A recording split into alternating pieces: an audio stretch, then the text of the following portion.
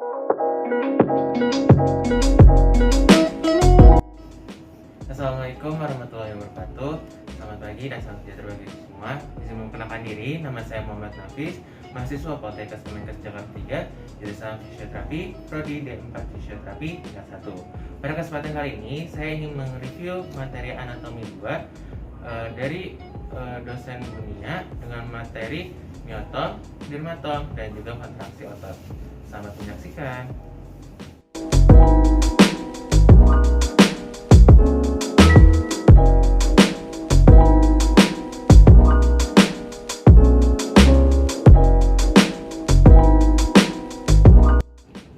Yang pertama, di sini saya akan menjelaskan mengenai dermatom. Dermatom itu apa sih? Dermatom adalah bagian kulit yang dipersarafi oleh saraf spinal. Nah, untuk yang pertama itu adalah C2. Untuk C2 itu terletak di 1 cm di bawah occipita protuberans dan juga 3 cm di belakang telinga.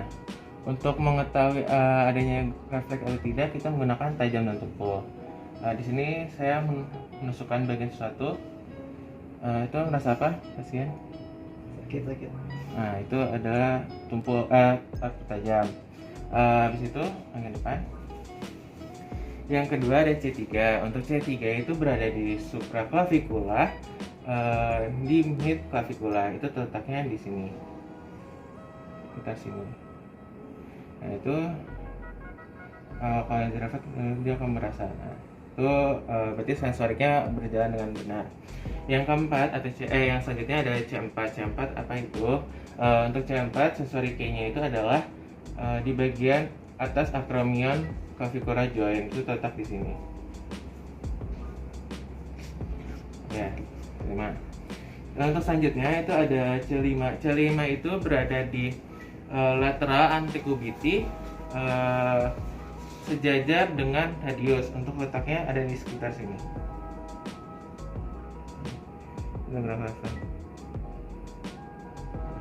Ada gerak-geraknya. Nah, untuk selanjutnya ada C6. Untuk C6 berada di bagian dorsal dari proximal phalange. Untuk C6 itu berada di ibu jari atau jari pertama. Oke. Nah, untuk selanjutnya untuk C7 berada di dorsal dari proximal phalange jari ke tengah atau jari ketiga. Letaknya di sini. Selanjutnya C8. Untuk C8 sendiri masih sama, yaitu dari bagian dorsal dari proximal phalange di jari ketiga, jari kelima atau jari terakhir. Itu sini.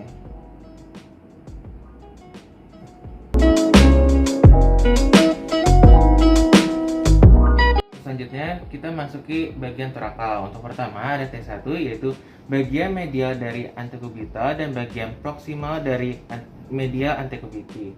Itu terletak di sini.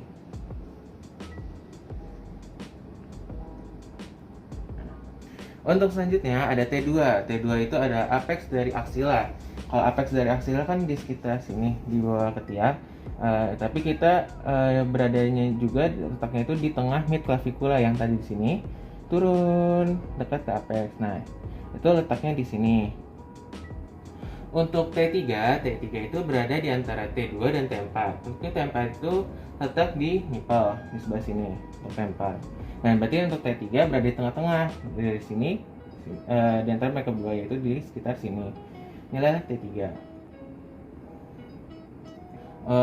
Untuk T4 itu space intercostal 4, yaitu berada di bagian nipple, tetapi harus mengikuti mid clavicula yang di tengah-tengah, di sekitar sini. Untuk T5 merupakan space intercostal 5, mid clavicula di antara nipple dan juga processus siphoid sternum yang ada di sini. Nah, untuk letaknya itu kan tadi kan di nipple sama processus sternum. Nah, itu harus di mid clavicula di tengah-tengah. Dan tadi karena T5 itu di antara, berarti di tengah-tengahnya dari T4 dan T6 kan. Nah, berarti ada di sini. Di sini. Nah, selanjutnya T6 yaitu space intercostal 6. Yang dimana letaknya itu berada di titik processus sigmoid sternum dan juga berada di tengah-tengah midclavicula di sini. Ini kan sternum sigmoid sternum dan ini midclavicula, berarti di daerah sini. Nah, untuk T7 sampai T10 sebetulnya itu letaknya itu sama, hanya perbedaan bagian saja. Untuk T7 sampai T10 itu berada di antara sigmoid sternum dan juga umbilicus atau udol ini perut. Nah, untuk T7 space intercostal 7 midclavicula seperempat dari processus sigmoid dan juga umbilicus, itu berada di sekitar sini. Nah, untuk T8 itu tadi kan space intercostal 7, kali ini space intercostal 8 midclavicula setengah dari processus sigmoid sternum dan umbilicus, yaitu letaknya ada di sini. Nah, selanjutnya T9 itu berada di intercostal 9 yang dimana terletak di 3/4 sigmoid sternum dan juga umbilicus. Bagian ini berada di 3/4 antara mereka, yaitu sekitar sini. Dan untuk yang terakhir space intercostal 10 berada di tepatnya itu di umbilicus, tapi di bagian midclavicular. Diingat-ingat lagi, masih di bagian midclavicular. Ini di sini umbilicus. Nah, selanjutnya ada T11 dan T12. Untuk T11 dan T12 itu untuk T11 sendiri berada di antara umbilicus dan ligamen inguinal, berada di tengah-tengahnya, yaitu sekitar sini.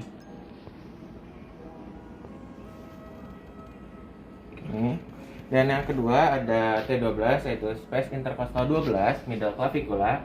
Di sini masih lagi middle clavicula, ya, dimana letak poinnya itu ada di ligamen inguinal.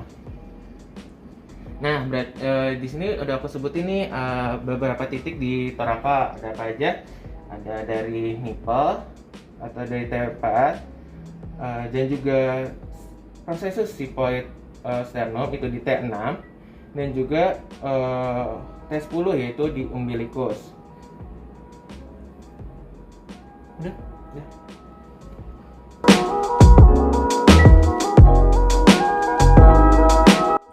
Oke, selanjutnya kita masuki bagian lumbal. Untuk bagian lumbal yaitu adalah L1. L1 itu di mana? L1 itu terletak di bagian pertengahan antara T12 sama L2. Sebelumnya kita cari dulu nih L2 itu di mana? L2 berada di medial femur. Nah, ini kan femur nih. Nah, itu di bagian medial di tengah-tengah. Nah, di sini itu adalah L2. Untuk T12 kan tadi kita disebutin kan, T12 itu berada di middle di ligamen inguinal atau di sini. Nah, untuk L1-nya mana? Berarti kalau di antara T12 dan L1 itu berada di sini. Ini adalah T1. Maaf, ini L1 untuk L1. Selanjutnya L2. L2 tadi udah disebutin. L2 itu berada di middle femur sekitar sini. Oke, untuk yang ketiga ada medial femur condycular. Itu di antara femur dan condycular itu di atas sini.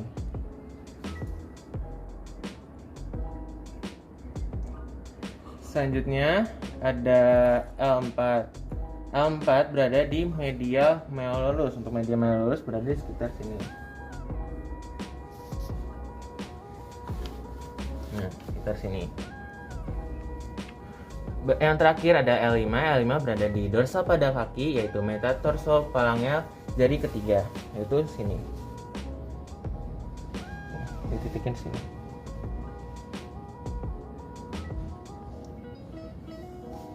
Oke. Nah, dulu. Lanjut S1 habis itu. Oke, selanjutnya ini adalah bagian dari sakral. Untuk sakral yang pertama ada S1. S1 itu berada di lateral dari calcaneus, yaitu sekitar sini. Bagian lateral Yang kedua ada fossa popliteal, itu di S2. Untuk fossa popliteal itu berada di sekitar sini. Yang ketiga ada S3, nah itu adalah tuberositas insidious. Untuk tuberositas insidious itu berada di daerah bokong. Nah, untuk S4 atau S5 itu di bagian cranial atau bagian urin di bawah 1 cm, itu sekitar di sini. Udah.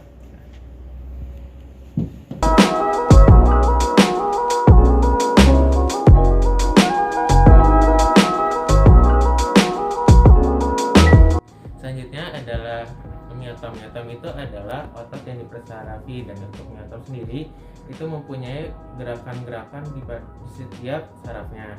Di sini gerakan pertama yaitu dipersarafi oleh C1 atau C2. Untuk gerakannya yaitu ada fleksi dan ekstensi neck atau leher. Untuk gerakannya seperti dulu ya. Ini antara fleksi neck, untuk ekstensinya balik.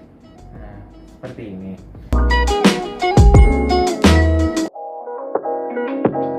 Yang kedua, selanjutnya ada C3, yaitu gerakan rotasi lateral neck. Untuk gerakan rotasi lateral neck itu menyamping seperti ini.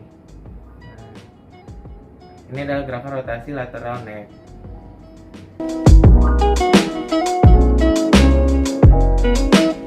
Gerakan selanjutnya yaitu gerakan elevasi shoulder. Untuk gerakan elevasi shoulder itu bahunya diatasin. Nah, ini adalah gerakan elevasi shoulder.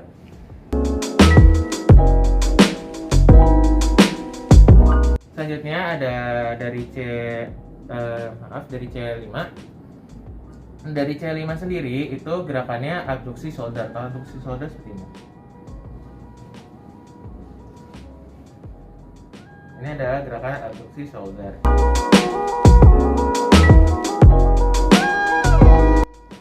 Selanjutnya ada C6. Untuk C6 sendiri itu ada dua gerakan. Yang pertama elbow fleksi dan juga wrist ekstensi.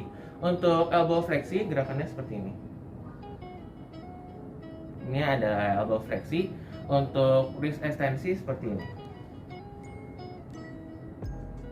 Ini adalah gerakan wrist ekstensi. Selanjutnya di C7. Untuk C7 sendiri ada juga dua gerakan. Yang pertama elbow ekstensi dan juga wrist fleksi. Tadi kan kita sebutkan kalau elbow fleksi seperti ini ya. Untuk elbow ekstensi itu lurus seperti ini. Nah, ini adalah elbow ekstensi. Untuk selanjutnya itu wrist fleksi. Untuk tadi kan kalau wrist ekstensi seperti ini. Untuk wrist fleksi itu gerakannya seperti ini.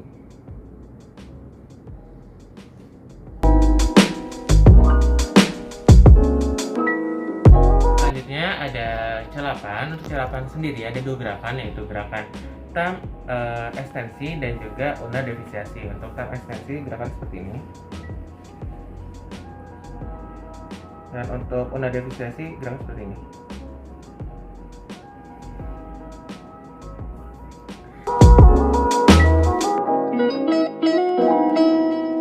Selanjutnya selanjutnya itu ada T1. T1 itu gerakan abduksi dan adduksi dari hand intrinsic. Untuk abduksi dan adduksi seperti ini. Untuk abduksi tangannya melebar seperti ini. Ini ada gerakan abduksi hand intrinsic. Kalau adduksi hand intrinsic.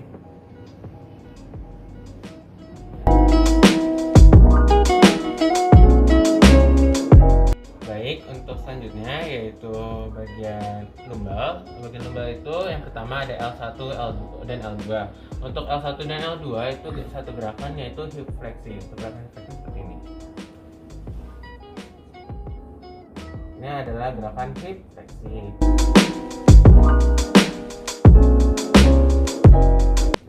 Selanjutnya yaitu L3. L3 itu gerakannya adalah keni ekstensi. Untuk gerakan keni ekstensi itu seperti ini.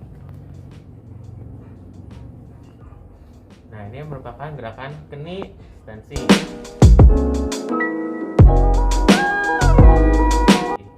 Untuk L4 yaitu adalah gerakan ankle dorsiflexion. Untuk gerakan ankle dorsiflexion seperti ini. Itu ada sininya, ini kita lihat.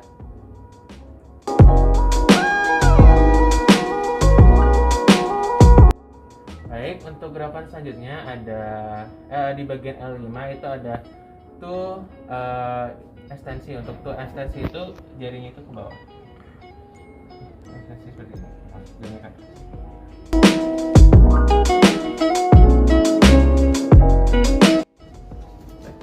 Selanjutnya yaitu bagian sakral. Untuk bagian sakral sendiri ada 3 bagian, yaitu pertama S1. Untuk S1 itu ada 3 gerakan. Yang pertama ada ankle plantar fleksi dan juga ekstensi. Selanjutnya ada hip ekstensi. Yang terakhir ada knee fleksi. Untuk yang pertama ankle plantar fleksi. Ankle plantar fleksi seperti ini. Nah, ini itu jadi agak ke atas. Dan juga eversion, yaitu gerakannya keluar. Yang selanjutnya ada hip ekstensi. Tadi kan kalau hip fleksi itu kan dari ke atas begini ya. Nah, kalau hip ekstensi itu dia itu ke bawah. Ini. Nah, seperti itu. Yang ketiga, boleh majuan. Yang ketiga tadi kan knee ekstensi itu dia itu ke belakang seperti ini. Nah, untuk knee fleksi itu balik semula sikapnya seperti ini. Ini adalah knee ekstensi. Knee fleksi.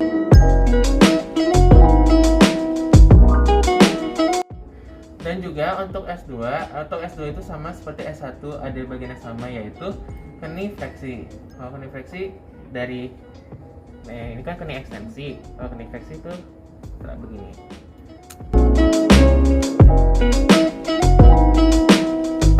Dan terakhir S3. Untuk S3 itu ada rectus pintorton. Kalau rectus pintorton itu gerakan mengkerutkan dubur, itu tidak bisa dipraktekkan.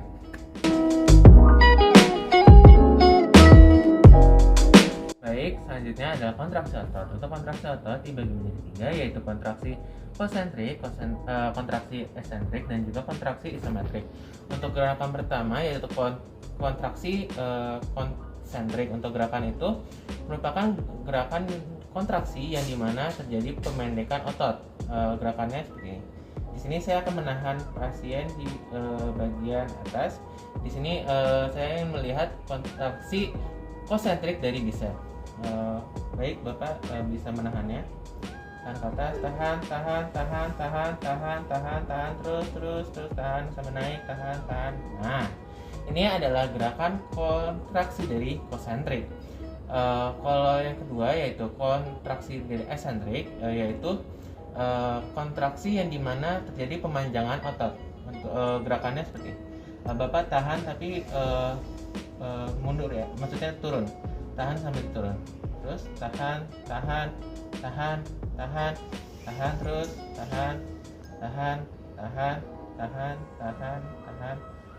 Nah, gerakan ini adalah gerakan kontraksi dari eksentrik. Selanjutnya adalah gerakan terakhir dari kontraksi otot, yaitu gerakan kontraksi isometrik. Gerakan kontraksi isometrik itu merupakan gerakan kontraksi yang dimana itu tidak terjadi pemanjangan atau pemendekan otot. Untuk contoh gerakannya itu seperti ini. Yang dimana ini terjadi gerakan kontraksi, akan tetapi tidak terjadi pemendekan atau pemanjangan otot.